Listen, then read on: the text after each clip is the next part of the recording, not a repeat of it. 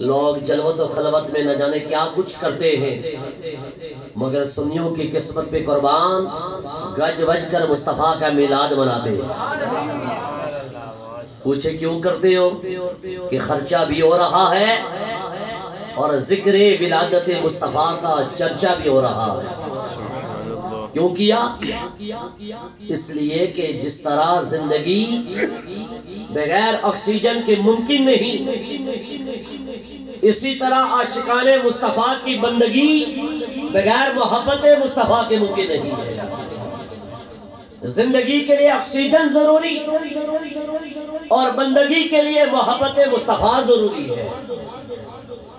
کہنے والے نے خوب کہا کہ ذکر نبی دا کر دے اور رہنا چنگا لگتا ہے، کہ اگر دینا ہو تب بھی مصطفیٰ کا ذکر، مدینہ ہو تب بھی مصطفیٰ کا ذکر، یہ بکھر ہو تب بھی مصطفیٰ کا ذکر، سکھر ہو تب بھی مصطفیٰ کا، ہند ہو کہ سندھ کوئی پرواہ نہیں، دیکھنا یہ ہے کہ عاشق مصطفیٰ جہاں کہیں بھی ہے اس کا سینہ محبت مصطفیٰ کا مدینہ بنا ہوا ہے۔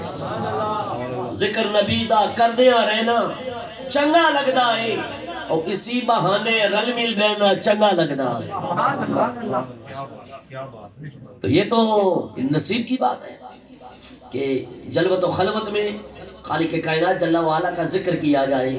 قرآن میں مصطفیٰ کی مدح میں فرمایا وَرَفَعْنَا لَكَ ذِكْرَكَ، اے حبیب کریم صلی اللہ علیہ وسلم، ہم نے آپ کے ذکر والا شان کو بلندی عطا فرما دی، سبحان اللہ، بلند کر دیا، بلند ہو چکے۔ وَلَلْآخِرَةُ خَيْرٌ لَكَ مِنَ الْأُولَىٰ، ہر آنے والی گھڑی تاجدار کائنات کی پچھلی گھڑی سے اعلیٰ سے عرفہ ہوتی چلی جا رہی ہے۔ جب ولی کے درجات گھٹتے نہیں، رکتے نہیں، تو نبی کے درجات رکیں گے اور گھٹیں گے کیسے؟ بڑھتے ہی چلے جائیں گے، بڑھتے ہی چلے جائیں گے، بڑھتے ہی چلے جائیں گے۔ آقا کریم علیہ السلام کا ذکر خود خدا وحدہ لا شریک جل جلالہ نے بڑھایا۔ قرآن میں فرمایا وَرَفَعْنَا لَكَ ذِكْرَكَ، اے حبیب کریم ہم نے آپ کے لیے آپ کے ذکر والا شان کو بلندی عطا فرما دی۔ کس نے بڑھایا؟ خدا نے۔ کون بڑھا؟ مصطفیٰ صلی اللہ علیہ وسلم۔ احمق سوال کرتا ہے، آپ نے مصطفیٰ کے ذکر کو خدا کے ذکر سے بڑھا نہیں دیا؟ نادانو، پہلے یہ تو بتاؤ کہ خدا کے ذکر کی حد کتنی ہے؟ پہلے یہ تو تعین کرو کہ خدا کے ذکر کی حد کتنی ہے۔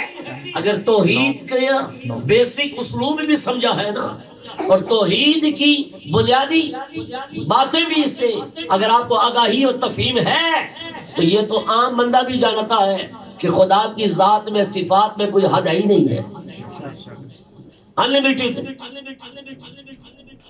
کوئی حد نہیں۔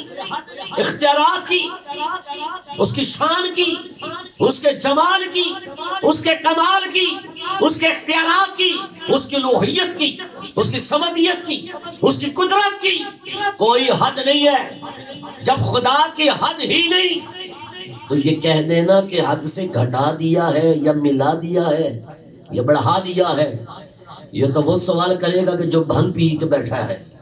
ورنہ عام شخص کو بھی پتا ہے جب کسی کی حد کا تعین ہی نہ ہو تو یہ کیسے کہہ دیا جائے گا کہ دوسری چیز اسے گھٹی ہے، برابر ہوئی ہے کہ بڑی ہے؟ کیا بات ہے، کیا بات ہے۔ میں آپ کو کہہ دوں 2 اور 2 4 ہوتے ہیں، لیکن اگر یہ کہہ دوں 2 اور وہ کتنے ہوتے ہیں تو دیں جواب آپ۔ 2 اور 2 کتنے ہوئے؟ 4، مگر 2 اور وہ کتنے ہوئے؟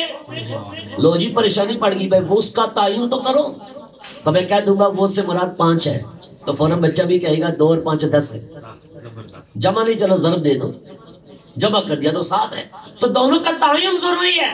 جب خدا کے ذکر کی کوئی حد ہے ہی نہیں اور حد بندی کرنا اس کی شان کے خلاف ہے، تو پھر یہ کہہ دینا کہ خدا سے ملا دیا ہے، گھٹا دیا ہے، بڑھا دیا ہے، یہ لوگ احمقوں کی وادیوں میں چل رہے ہیں۔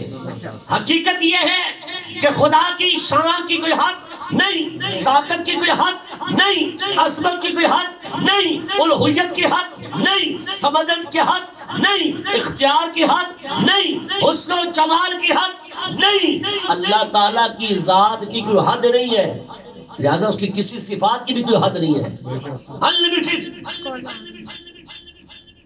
تو حضور جان رحمت صلی اللہ علیہ وسلم کے ذکر کو کون بڑھا رہا ہے؟ خالق کائنات۔ بڑھانے والا خدا ہو اور بڑھنے والے مصطفیٰ، مجھے اتنا تو بتا دو کہ میں کتنا بڑھایا ہوگا۔ اسے جتنا چاہا